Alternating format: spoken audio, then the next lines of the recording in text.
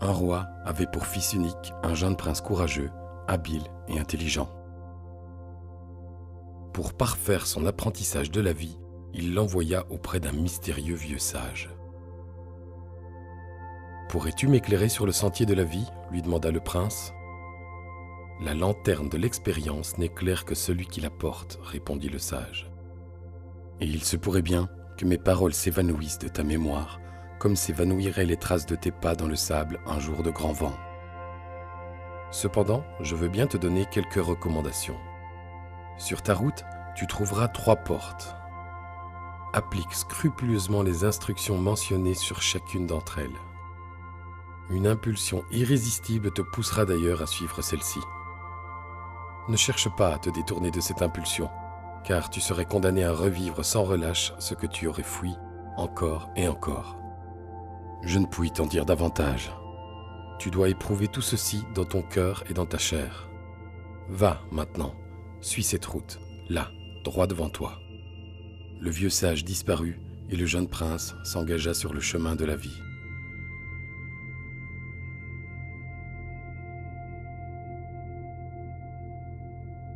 Il se trouva bientôt face à une grande porte sur laquelle il pouvait lire « Change le monde ».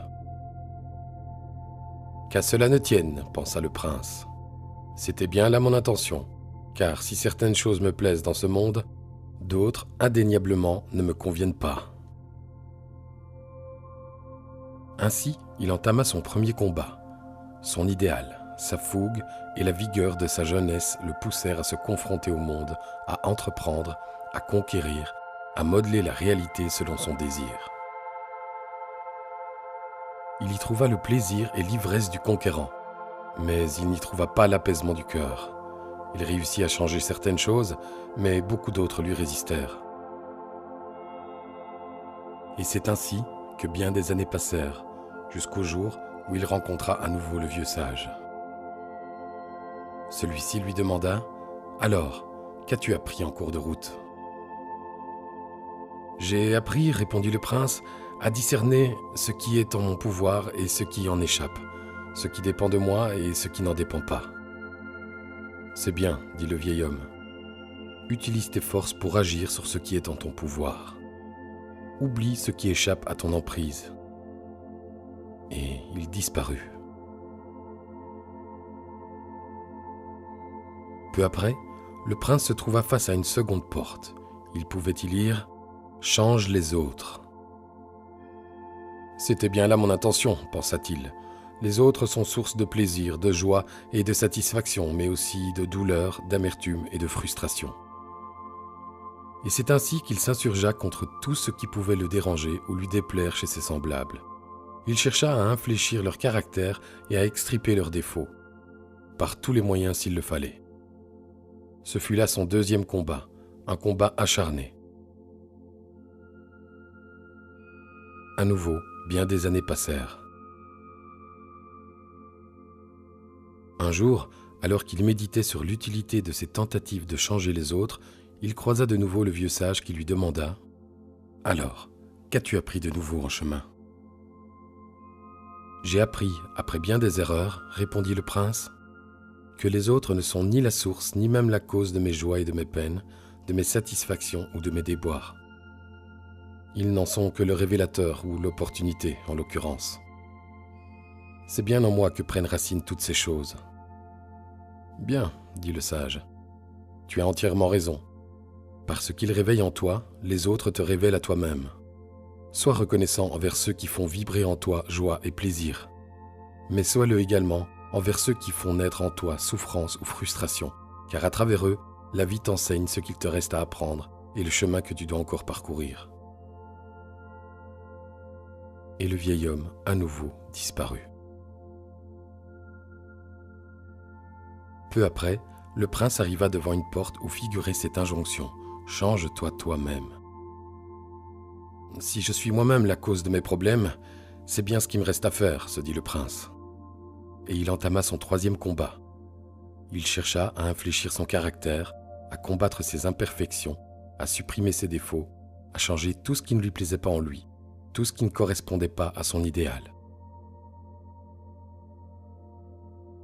Après bien des années de ce combat, où il connut quelques succès mais aussi bien des échecs et des résistances, le prince rencontra encore une fois le sage qui lui demanda « Eh bien, qu'as-tu encore appris de nouveau cette fois-ci sur ton chemin ?»« J'ai appris, répondit le prince, qu'il y a en moi des choses que je peux améliorer, d'autres qui me résistent et que je n'arrive pas à briser. »«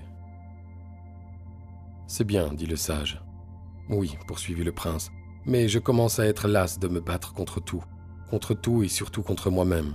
Cela ne finira-t-il jamais ? Quand trouverai-je le repos ? J'ai envie de laisser tomber, de cesser le combat, de renoncer, de tout abandonner, de lâcher prise. »« C'est justement là ton prochain apprentissage, dit le vieux sage. Mais avant d'aller plus loin, je te suggère de te retourner et de contempler le chemin parcouru. » Et il disparut.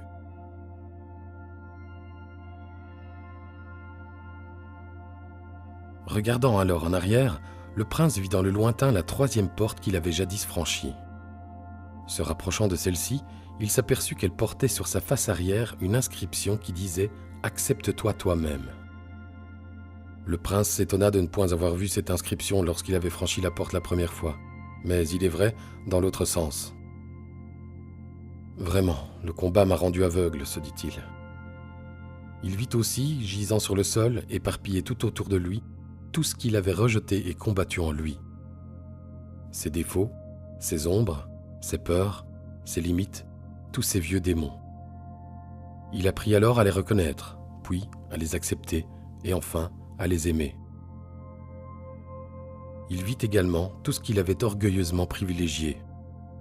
Ses soi-disant talents et qualités, lesquels s'étaient interposés, tel un prisme déformant, entre lui-même et ce qu'il pensait être, distordant en vérité la réalité et le coupant en fin de compte de ses racines, de son véritable être profond. Il vit enfin ses vieilles blessures, ces blessures qui empêchent d'être soi-même, et apprit à les pacifier, à les cicatriser. Il apprit ainsi à s'aimer lui-même, tel qu'il était, sans plus vouloir se comparer à qui que ce soit, se juger, se changer, se blâmer ou se condamner. Il rencontra encore une fois le vieux sage, lequel lui demanda « Alors, qu'as-tu appris sur le chemin cette fois-ci » ?« J'ai appris, répondit le prince, que nous portons au plus profond de nous des blessures que nous traînons de vie en vie, et qui nous font couper de nous-mêmes et par conséquent distordre notre réalité. J'ai appris également que détester ou refuser une partie de moi, c'est me condamner à ne jamais être en accord avec moi-même, et donc, par conséquent, à ne jamais être moi-même. Et que privilégier tel ou tel aspect de ma personnalité, c'est encore entretenir l'état de conscience de la dualité, et donc par conséquent, me couper et me séparer une nouvelle fois de l'unicité du tout. J'ai donc appris à être moi-même, à m'accepter moi-même, totalement, inconditionnellement, tel que je suis, c'est-à-dire un, pas deux, un tout entier, non divisé. C'est bien, dit le vieil homme, c'est la première sagesse. Maintenant, tu peux repasser la troisième porte. À peine arrivé de l'autre côté, le prince aperçut au loin la face arrière de la seconde porte. Se rapprochant, il y lut « Accepte les autres ». Tout autour de lui, il reconnut alors les personnes qu'il avait côtoyées dans sa vie. Celles qu'il avait aimées comme celles qu'il avait détestées, celles qu'il avait soutenues et celles qu'il avait combattues. Mais à sa grande surprise, il était à présent incapable de voir leurs imperfections, leurs défauts, ce qui autrefois l'avait tellement gêné et contre quoi il s'était battu. Il rencontra à nouveau le vieux sage. « Qu'as-tu appris cette fois-ci » demanda ce dernier. « J'ai appris, répondit le prince, que mon interaction avec les autres ne faisait bien souvent que réveiller mes vieilles blessures, dans le dessein de révéler à mes propres yeux endormis la part cachée, refusée ou dénigrée de ma propre psyché, tel un miroir grossissant. Et j'ai appris par conséquent qu'en étant en accord avec moi-même, je n'avais plus rien à reprocher aux autres, plus rien à craindre d'eux. J'ai appris à accepter et à aimer les autres totalement, inconditionnellement, tels qu'ils sont. C'est bien, dit le vieux sage, c'est la seconde sagesse. Tu peux franchir à nouveau la deuxième porte. Arrivé de l'autre côté, le prince aperçut la face arrière de la première porte. Se rapprochant à nouveau, il y lut « Accepte le monde ». « C'est curieux, se dit-il, que je n'ai pas vu cette inscription la première fois. » Il regarda autour de lui et reconnut ce monde qu'il avait cherché à conquérir, à transformer, à changer. Il fut frappé par l'éclat et la beauté de toutes choses, par leur perfection. C'était pourtant le même monde qu'autrefois. Était-ce le monde qui avait changé ou était-ce son regard ? Il croisa le vieux sage qui lui demanda « Alors ?»« Alors j'ai appris, dit le prince, que le monde est le miroir de mon âme, que mon âme ne voit pas le monde. Elle se voit dans le monde. Quand elle est enjouée, le monde lui semble gai. Quand elle est accablée, le monde lui semble triste. Le monde, lui, n'est ni triste ni gai. Il est, tout simplement. Il est là. Il existe. C'est tout. Ce n'était pas le monde qui me troublait, mais sa représentation, l'image que je me faisais du monde. J'ai appris à l'accepter sans le juger, totalement, inconditionnellement, tel qu'il est. C'est la troisième sagesse, dit le vieil homme. Te voilà à présent enfin d'apprenti sage, en accord avec toi-même, avec les autres et avec le monde. Un profond sentiment de paix, de sérénité et de plénitude envahit le prince. Le silence l'habita.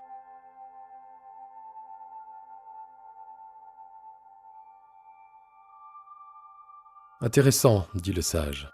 C'est bien. Continue ainsi. Ferme les yeux et plonge-toi davantage encore dans le silence du silence, dit-il encore. Alors, sourit le sage. Alors, je vois clairement à présent que, sous l'incessant mouvement des choses éphémères qui constituent ce monde, et derrière cet éternel balai de naissance et de mort se cache une source immuable et unique, comme un jaillissement profond, dans un éternel instant présent. Mais les mots dorénavant me manquent, dit le prince. Te voilà donc prêt, maintenant, à franchir le dernier seuil et à prendre possession de ton véritable royaume, dit le vieux sage. Ton royaume intérieur, celui du passage de la présence du silence de la plénitude à la plénitude du silence de la présence. Et le vieil homme disparut.